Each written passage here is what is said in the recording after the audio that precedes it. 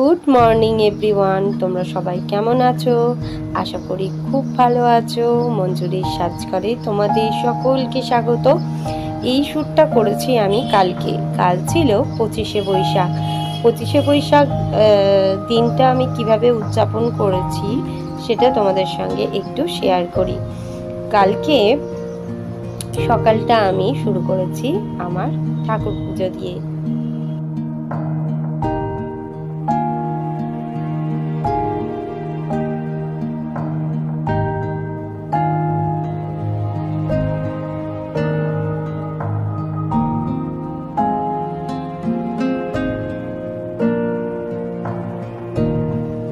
এখন আমাদের দেশের যা অবস্থা, নিজের দেশকে রক্ষা করতেই সবাই ব্যস্ত।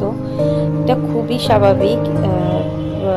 এই দিনটা তো পরের বছরও আসবে, কিন্তু নিজের দেশটা যদি রক্ষা থাকে সব কিছুই হবে। আগে সবার আগে নিজের দেশ। তো আমি এই দিনটাতে ছোট্ট করে একটুখানি নিজের বাড়িতে একটু পালন করেছি, সেটা একটু তোমাদের সঙ্গে শেয়ার করব। আমার খুদে সদস্য আমার ছোট্ট ছেলে। সকালবেলায় তাড়াতাড়ি করে বিছানা পরিষ্কার করে নিলাম। এই বিছানাটা বেশ টান টান থাকলে মনটাও ভালো লাগে, কি বলো বন্ধুরা?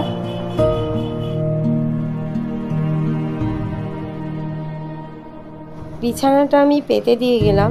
ওমা, তারপরে দেখছি আবার এসে আমার খুদে সদস্য গুটিয়ে দিয়েছে। কি বলবো, বকা তো যাবে না। তো আবার আমি করলাম।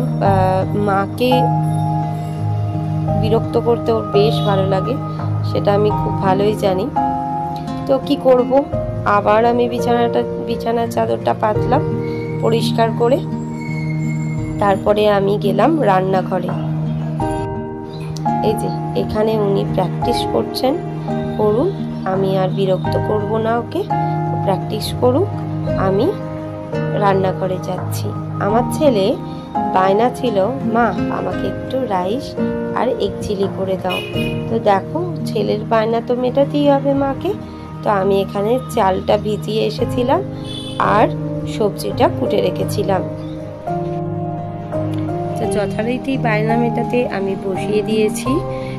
তোমার রাইসটা আগে করে নেব, তারপরে এগ চিলিটা করব। কেন বলো তো?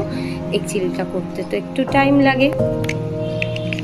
তো আমি জল ফুটতে দিয়ে দিয়েছি। জলটা যতক্ষণ ফুটুক আমি এদিকে জোগাড়টা করে নিই। ওদিকে তো আমার ভাতটা হয়ে গেছে, আর দেখো আমার সবজিটাও ভাজা হয়ে গেছে। আর এখানে না আমি ডিমটা ফাটিয়ে সিদ্ধ করতে বসিয়ে দিয়েছি। মানে সিদ্ধ করতে মানে কি বলো তো, ভাপিয়ে নিয়েছি। ভাপিয়ে নিলে তোমরা বাড়িতে একটু ট্রাই করো, দেখবে কতটা টেস্টি লাগে। তো আমার এখানে যথারীতি রাইসটা রেডি হয়ে গেছে, আর এরপর আমি এগ চিলিটাও করে ফেলবো।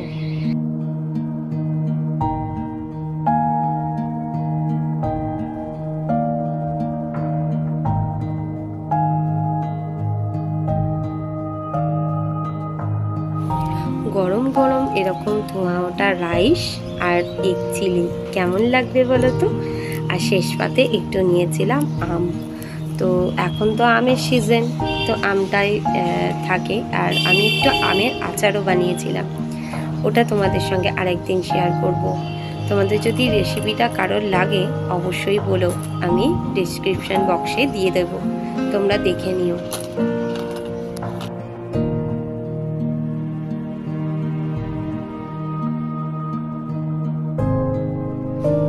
দেখো তো কার কার পছন্দ এইরকম লাল লাল এগ চিলি। আমি না মাংস খাই না, জানো তো। আমি নিরামিষটাই বেশি খাই, আর ডিমটা একটু খাই, কিন্তু কোনো মাংসই আমি খাই না। আজকে যে মা তোকে আমি রাইস আর ওরা খায় এগ চিলি বানিয়ে দিল, কেমন লাগলো খেতে? টেস্টি হয়েছিল।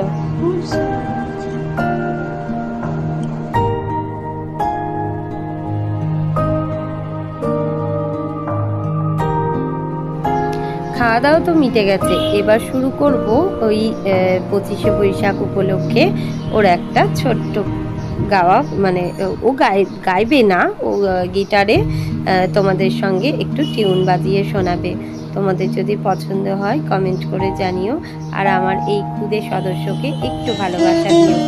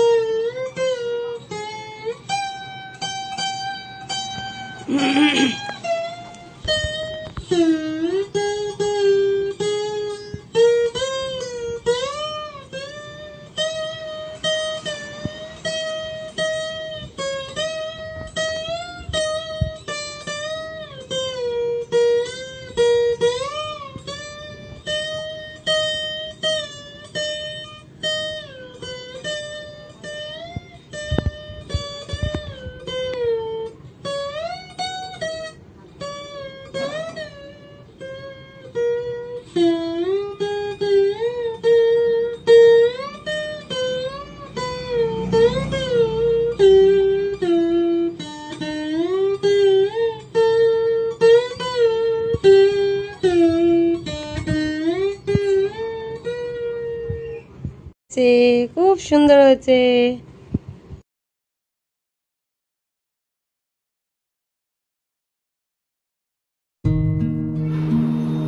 তো তোমরা শুনলে 25শে বৈশাখ উপলক্ষে একটা ছোট্ট অনুষ্ঠান, রবীন্দ্রনাথ ঠাকুরের গাওয়া গান এটা, আমার মুক্তি আলোয় আলোয় আর এসো হে বৈশাখ। তোমাদের যদি পছন্দ হয় ওকে একটু ভালোবাসা দিও, কমেন্ট করে জানিও তোমাদের কেমন লেগেছে। তো সন্ধেবেলা ছেলেকে নিয়ে পড়াতে নিয়ে গেছিলাম। তো স্যার তো ছুটি দেয় 9টার সময় এরকম। তো কি করব, আমি বসে বসে একটু শপিং মলে গেছিলাম। তোমার মা আমাকে একটু টাকা দিয়েছিল যে একটা চুড়িদার কিনতে, কিন্তু আমার ঠিক চুড়িদার পছন্দ হলো না। তারপরে গেলাম এই বাচ্চাদের সেকশানে। দেখো বাচ্চাদের সেকশানে কত সুন্দর সুন্দর গেঞ্জি জামা সব কিছু আছে। তো আমি দেখছিলাম আমার ছেলের জন্য ছোট্ট ছোট্ট মেয়েদের এত সুন্দর সুন্দর জামাগুলো, মানে দেখেই কত ভালো লাগে। সত্যি বাড়িতে একটা বাচ্চা থাকে মনে হয় যেন সব নিয়ে নিই। নিজের জন্য তো চুড়িদার পছন্দ হলো না, কিন্তু আমার ছেলের জন্য দেখো আমি এই গেঞ্জিটা নিয়ে এসেছি। খুব সুন্দর হয়েছে না বলো? আমার এই গেঞ্জিটা না খুব পছন্দ হয়েছে ওর জন্য, তাই পছন্দ হলো নিয়ে নিলাম। তো তোমাদের ভিডিওটা কেমন লাগলো অবশ্যই কমেন্ট করে জানিও তোমরা। তো চলো আবার দেখা হবে পরের ভিডিওতে। তোমাদের যে দামটা দেখালাম এতটা দাম কিন্তু নেয়নি আমার থেকে, এটা অফারে পেয়েছি বলে আমি নিয়ে নিয়েছি। তো চলো দেখা হবে আবার পরের ভিডিওতে, আবার আসবো তোমাদের সঙ্গে নতুন নতুন ভিডিও নিয়ে। আমার চ্যানেলটা সাবস্ক্রাইব করতে ভুলো না, লাইক কমেন্ট করো।